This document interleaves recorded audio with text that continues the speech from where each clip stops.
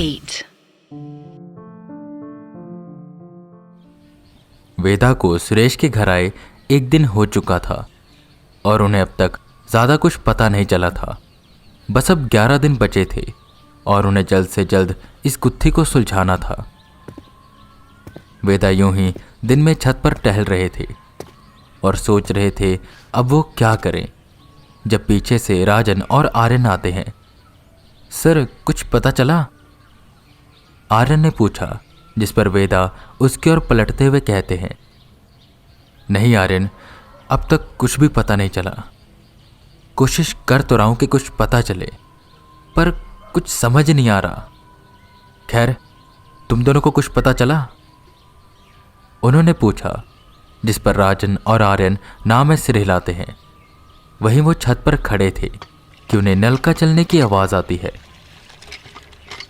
और वो नीचे की ओर झांकते हैं। सुरेश की बुआ नल का चलाकर एक बोतल में पानी भर रही थी और उनकी नज़र यहाँ वहाँ थी। वो ऐसे बर्ताव कर रही थी कि कोई उन्हें देख ना सके। ये थोड़ा सा हैरान करने वाली बात थी, क्योंकि सुरेश के घर में टैब थी और आरओ भी लगा हुआ था, तो वो नल का क्यों यूज़ कर रही थी, उन्हें कुछ भी समझ नहीं आता।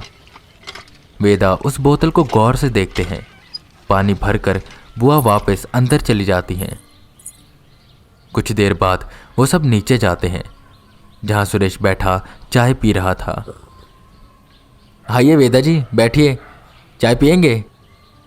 उसने कहा, जिस पर वेदा चाय पीने से मना करते हैं और उससे उस नलके के बारे में पूछते हैं, जिस पर सुरेश थोड़ा सा हैरान होते हुए कहता है, वो नलका, वो तो बहुत पुराना है, मेरे दादाजी के समय का था, पर अब उसे कोई ज़्यादा इस्तेमाल नहीं करता। वो बस इमरजेंसी के लिए है। और मेरी बुआ नलके से ही पानी पीती हैं।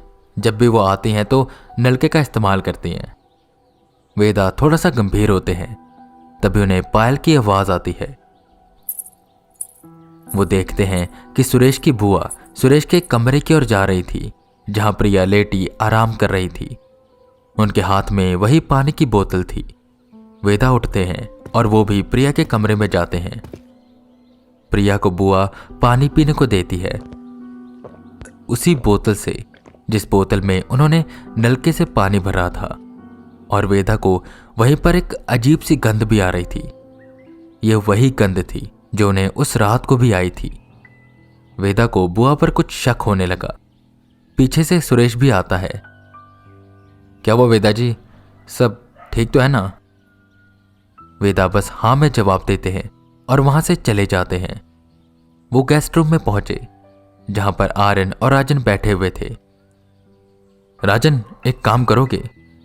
सुरेश की फैमिली के बैकग्राउंड के बारे में सब कुछ पता करो, और खासकर बुआ के बारे में। राजन कोई सवाल नहीं करता और सीधा सुरेश के पिता के पास जाता है। वहीं वेदा आर्यन को बुआ पर नजर रखने को कहते हैं, क्योंकि अक्सर इन सब चीजों में किसी न किसी अपने का हाथ होता है। सब अपने अपने काम पर लग जाते हैं। शाम के 6 बजते हैं।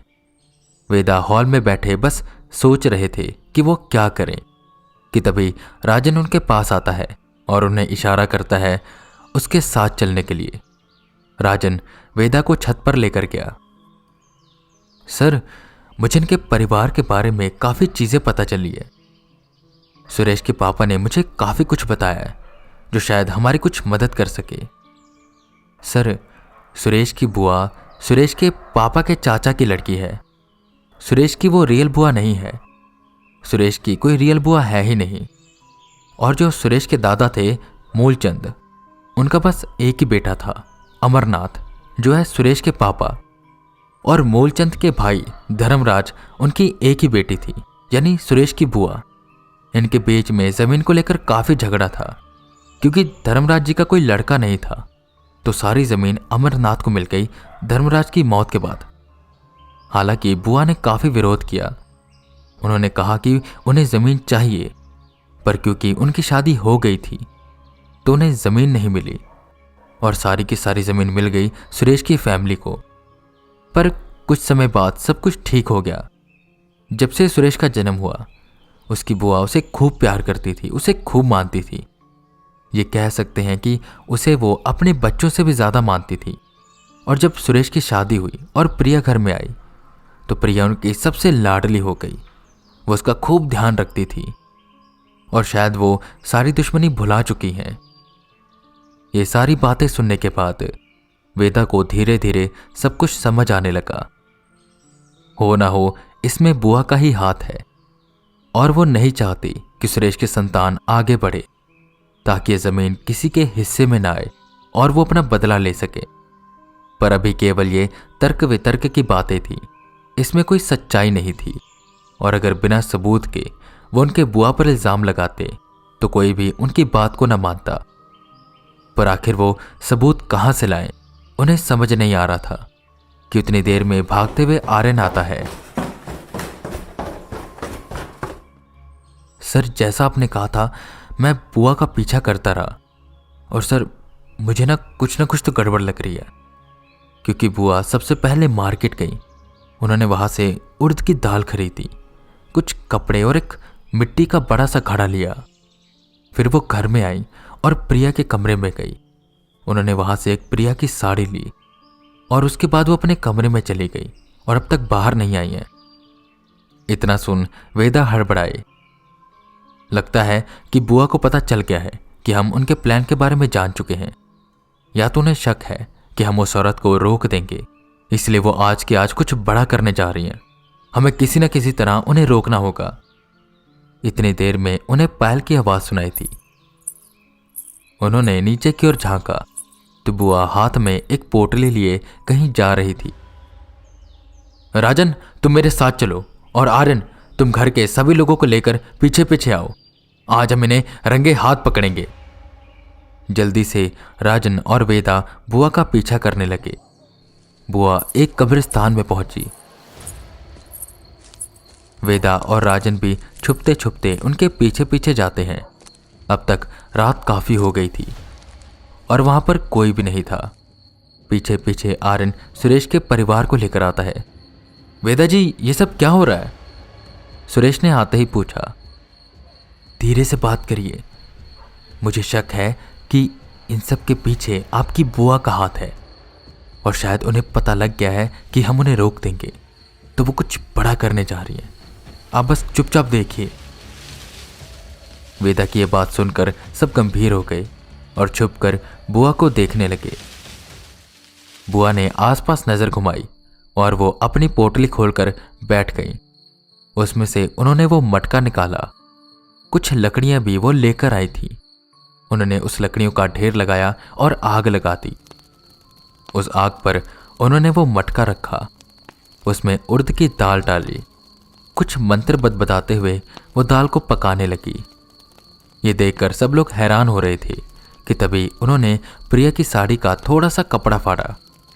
उड़द की दाल अब तक पक चुकी थी। उन्होंने उसे निकाला और उसे पीसकर उसका आटा तैयार करने लगी। उस उड़द की दाल को पीसते पीसते उन्होंने उसे एक गुड़िया का आकार दिया और प्रिया के उस कपड़े को उस पर बांध दिया। ये देखकर सब लोग डर गए। प्रिया को कुछ अजीब सा होने लगा। सुरेश, हमें उन्हें रोकना होगा, वो प्रिया पर काला जादू कर रही हैं। इतना बोल वेदा बुआ की ओर भागे। कितनी देर में वो औरत उनके सामने आ गई, जिसके हाथ में वो मरा हुआ बच्चा था और अब सब लोग उस औरत को देख पा रहे थे। उतनी देर में बुआ उठी और बोली, मैं जानती थी तुम मेरा पीछा कर रहे हो, पर मैं मेरा बदला लेकर रहूंगी। अब तक मैंने इसके बच्चे को मारा है, पर आज मैं प्रिया को ही मार दूंगी और खत्म कर दूंगी इनके वंश को। इतना बोल वो अपनी विधि शुरू करती हैं। प्रिया की तबीयत खराब होने लगी। वेदा के सामने वो औरत खड़ी थी जो बस हंसे जा रही थी।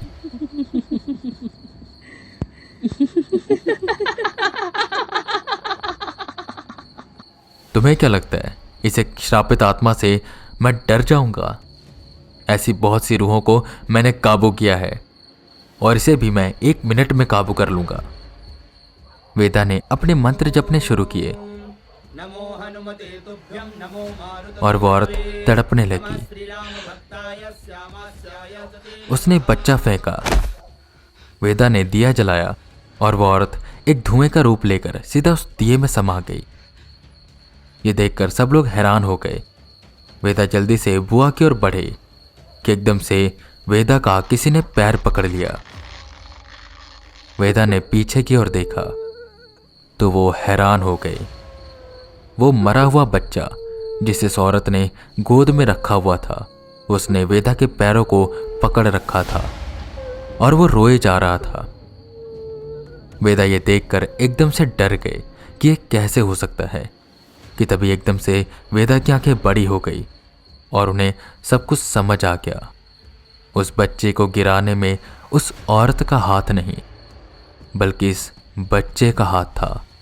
वो औरत तो एक रूह थी जो बस इस बच्चे को लेकर घूम रही थी और ये बच्चा शायद एक कच्चा कलवा था और वह रूह इसके कब्जे में थी।